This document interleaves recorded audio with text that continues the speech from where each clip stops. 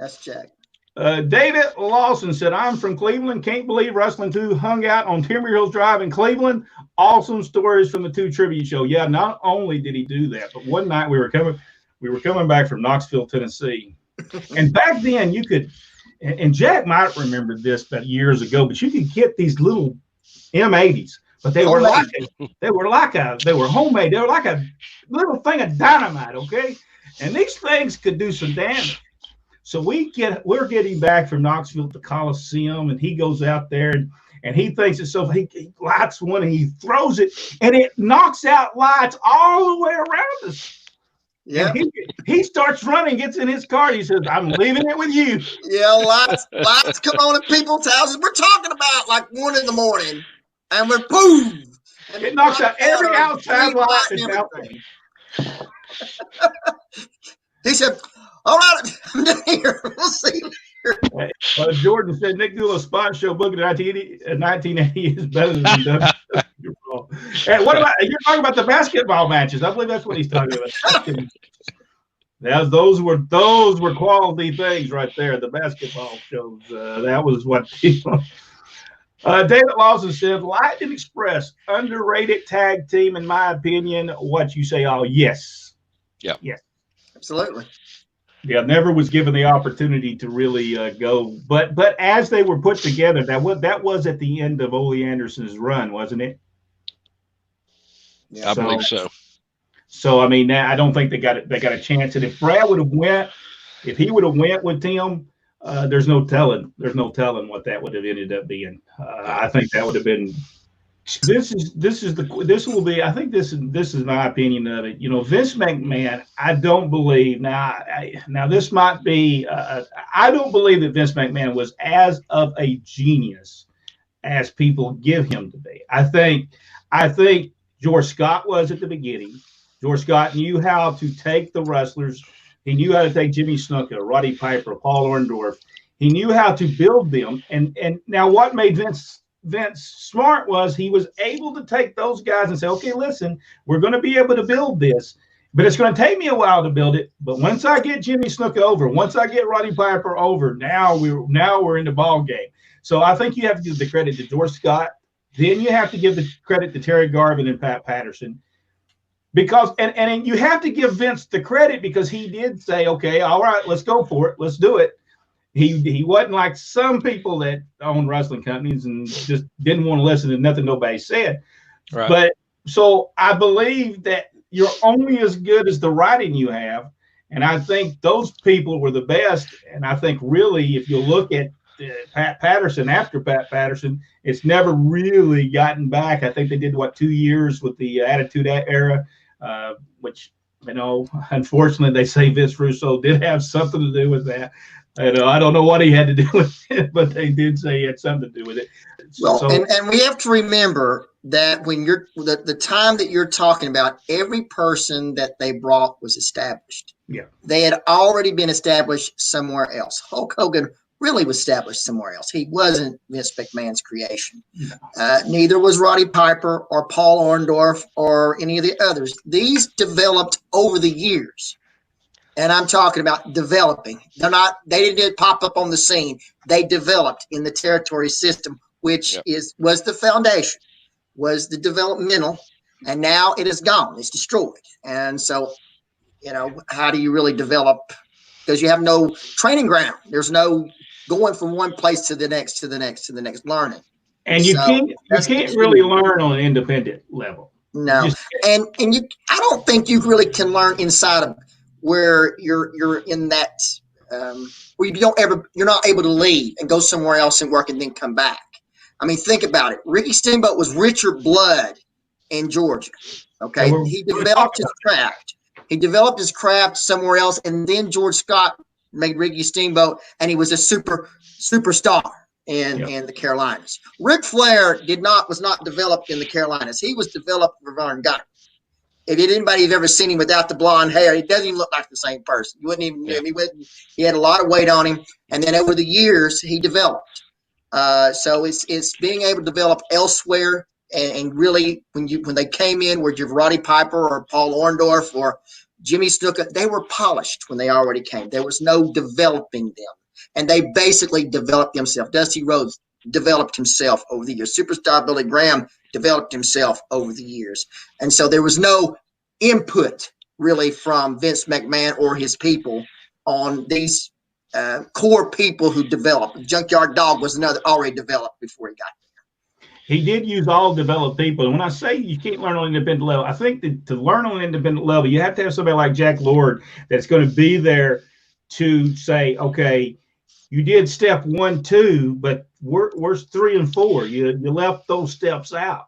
But if you don't have somebody like Jack Lord, or you don't have somebody like Tom Pritchard or somebody there to say you left these steps out, you're never going to learn because you're always going to leave them out. Yeah, I think that's the thing, and you've got to know if you're a professional wrestler, if you're a guy booking a territory, if you're a guy running a territory, and you put Joe Blow in the main event against whoever, and it doesn't draw for 3 weeks, take them off the main event. They're not going to draw you money. Let them learn, and learn by what you do on 1 week to the next week to the next week. And if you'll learn that, that's how wrestlers learn. They learn from it not working, basically. I know a lot of times people don't have that, because they started from the first match on up, and they wasn't that first match didn't mean that you needed to draw the money. That person wasn't trying to draw you money. You were learning something. And I know today it's a little harder because you're trying to make every match mean something. But, at some point, guys just need to learn. And I think once they learn, do I think wrestling can make it today? Do I think an independent? Yes. I believe it wholeheartedly, because I think a real wrestling program, not one that says they're going to be, but a real wrestling program can do very well today. I really believe that. David Lawson said, didn't get Chris Cruz. He was terrible, in my opinion. Norman Chambers. That's a dynamite. There were wars going on in Knoxville.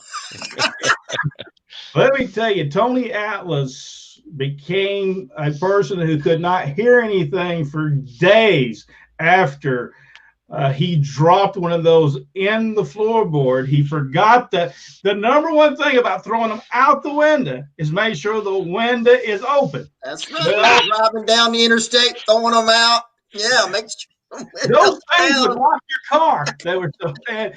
But Tony Atlas decided he was going to do it. He lit it up, threw it, didn't have the window down. It went down, hit the thing, blew a big old hole in the floorboard, and he could not hear for weeks after that.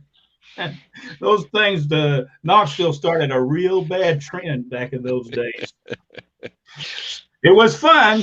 We used to take we would take Roman candles and stick them out both windows and shoot them at people's cars. We had a traveling fireworks display. We go to jail for that today. I think Mike Golden can tell you about that. I think he was big time one day. He got to see that show. Got initiated big time when he first came in. David Lawson, tell me how Pat Rose, Chic Donovan gets a mid-level push in Memphis, Southeastern. Then on Georgia TV, they're enhancement talent. Pat was a great worker. I'll let Rodney handle that one. It is based on the booker, okay?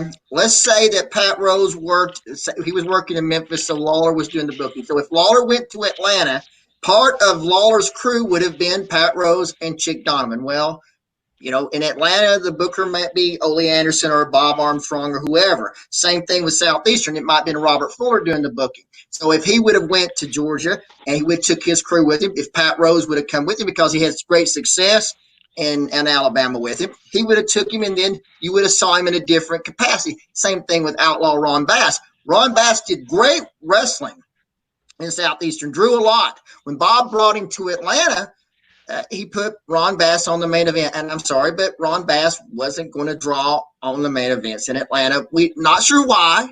It wasn't Ron Bass's fault. It was just that it was not the right time for Ron Bass in Atlanta, not after the Superstar and all other people, because Ron Bass and Superstar's working abilities or working in ring abilities were different. Ron Bass was slower than the Superstar, and so it doesn't quite match up. or if you have Buzz Sawyer and Tommy Rich, that's a faster type match than what you would have with Ron Bass. And it's not Ron Bass's fault. He probably should not have been put in the position. But it's just based on who your booker is. And normally they like to bring, in any case, George Scott went to WWE. He brought all of his guys, Greg Valentine and Roddy Piper and Bob Orton Jr., all of them came with him. That was his crew. And the same thing with Bob. When Bob comes to the place, he brings his own crew. Or when Dusty goes to work for Jim Crockett, he brings his own crew. So that means that Steamboat and Valentine and Piper and all those guys who've been there for years got to move on, because he's going to bring in his own crew with J.J. Dillon and Magnum TA. And so there's nothing that says anything bad about Pat Rose or Chick Donovan. They were great talent.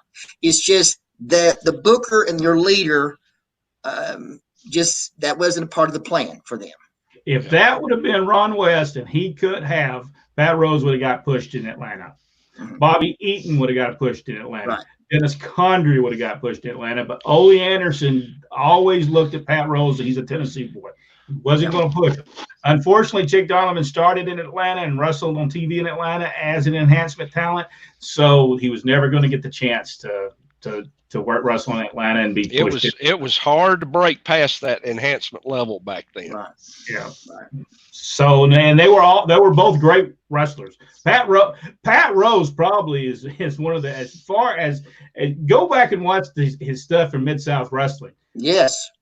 He is incredible there and should have got a push there.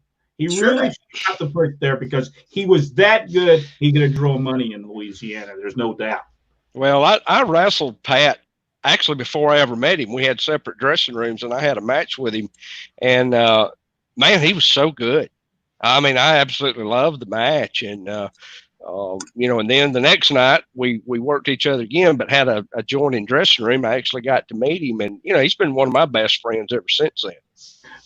Pat is great. And what a lot of people don't realize – Pat Rose wrestled as Mr. Wrestling. I don't know if he was Wrestling 2 or Mr. Wrestling. I think he was Wrestling 2 when 2 became Mr. Wrestling. Okay, so they sold out buildings everywhere as a tag team against the Armstrongs. Everywhere. They sold out Dothan, Alabama.